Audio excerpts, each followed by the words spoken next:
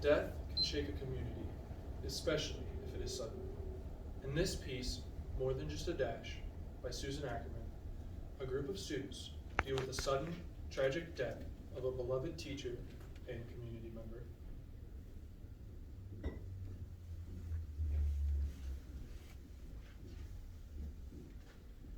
Gene Chinander was born on January 23, 1952, in Omaha, Nebraska. He passed away on October 14, 2021.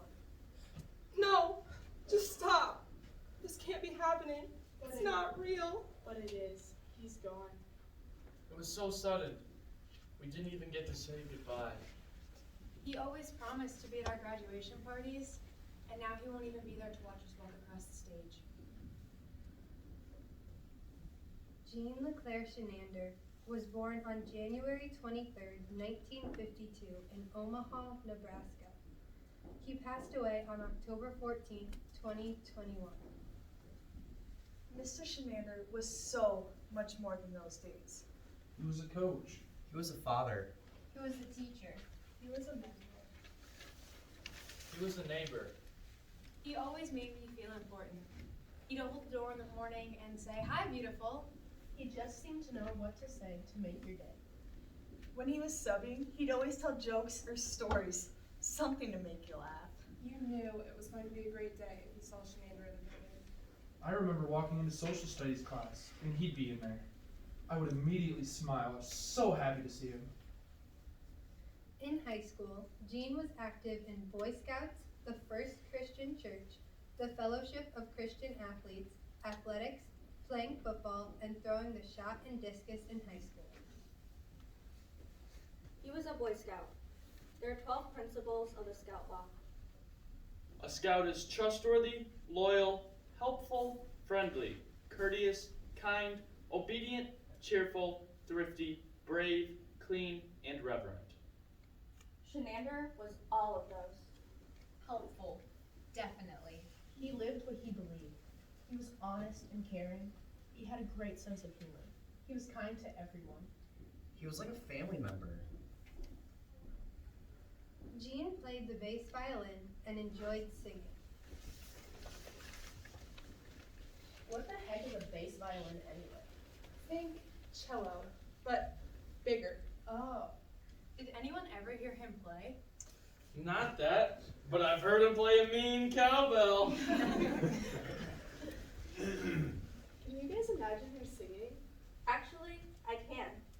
He would sing in church. We would sit in front of him and Mrs. Chinander sometimes. When it came time to sing the hymns, I got to hear him sing. Was he any good? Yeah, he was. It just doesn't seem right that his voice is silenced now. Gene graduated from UNI with a degree in PE, health, and coaching endorsements. I remember when he taught PE. We had him through like 4th grade, I think. Isn't that about when he retired? Remember when he teach us a chicken dance? Yeah, and I remember when he teaches it to the other kids, those younger than us. It was so funny to watch him make the chicken wings and wiggle. Even the little kids laughed at it.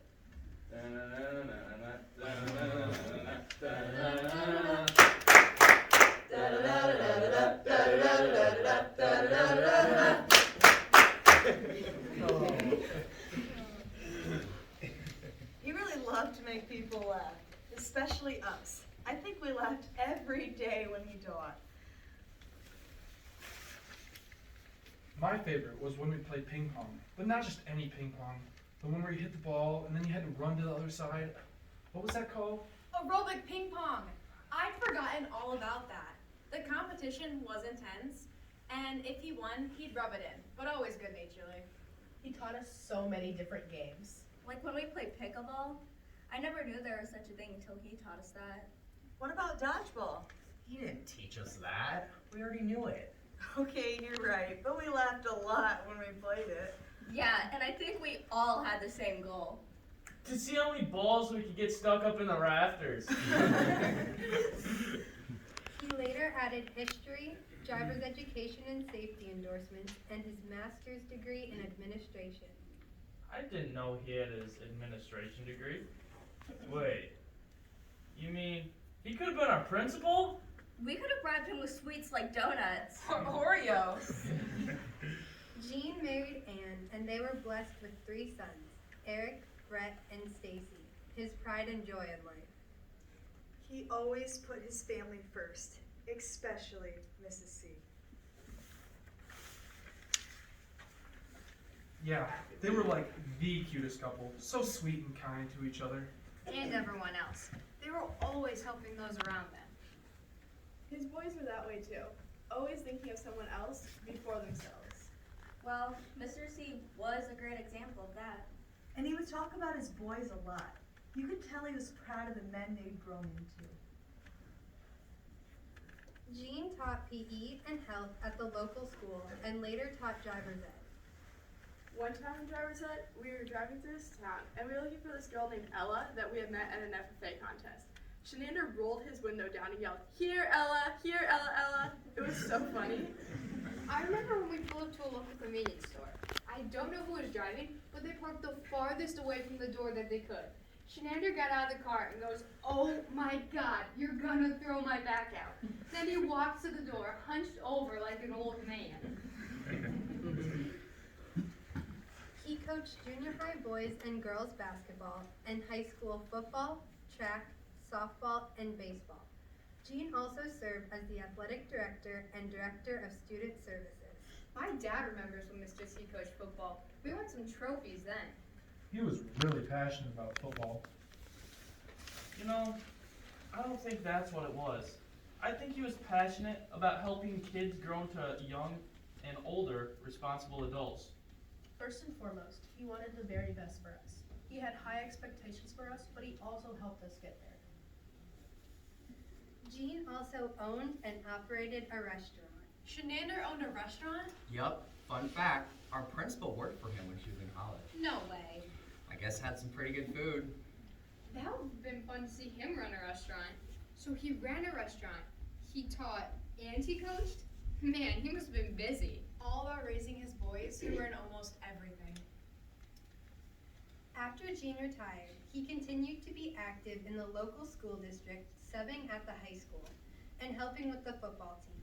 If it wasn't hunting season or preparation, he would be attending his grandkids' sports, music programs, or taking them to movies and museums.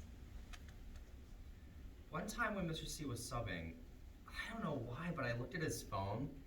He had all these apps in it that were games. I remember I asked him why he had them. You know what he said? What? He said they were for his grandkids. I remember when I'd see him in the halls when he was subbing, I'd always stop and say, "Hey Chinander, how's it going?" And he'd always give me the same old response. "Oh, you know, I'm still kicking." I loved when he was our sub. We could sit back and talk with him all hour. Yeah, when he subbed, there's a guarantee we'd have no homework. When he was subbing, you'd walk into the room and immediately feel at ease, comfortable. Valued. Safe. The most important thing in Gene's life was kids. His own, his grandkids, his relatives' kids, the kids he taught and coached, the neighbor kids, the church kids, and his friends' kids.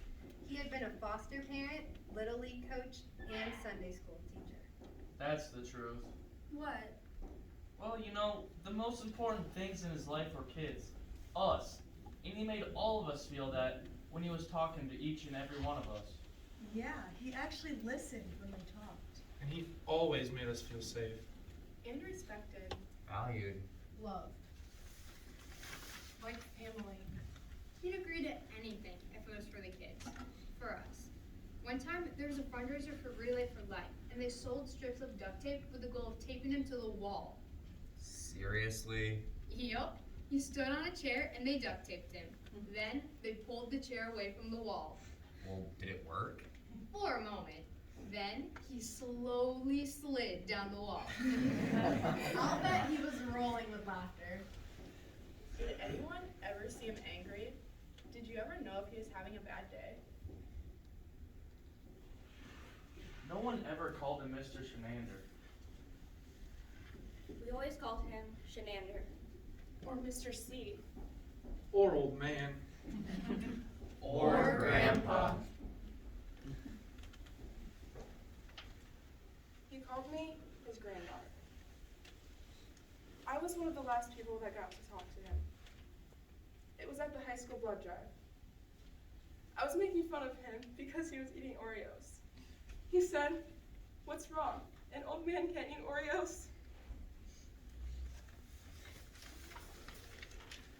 One of the last things he did was to save somebody else's life by donating blood.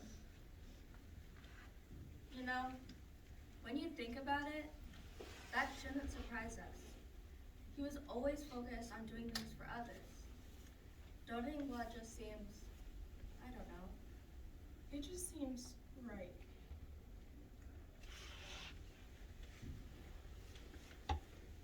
Gene Chinander was born on January 23rd, 1952, in Omaha, Nebraska. He passed away on October 14th, 2021. He was a coach. He was a father. He was a teacher. He was a mentor. He was a neighbor. It feels like there's something missing now. There's a hole where he should be. There's emptiness. We all feel it. The whole community feels it. Like his son Eric said at the funeral. He's been preparing us our whole lives to live without him. We're his kids.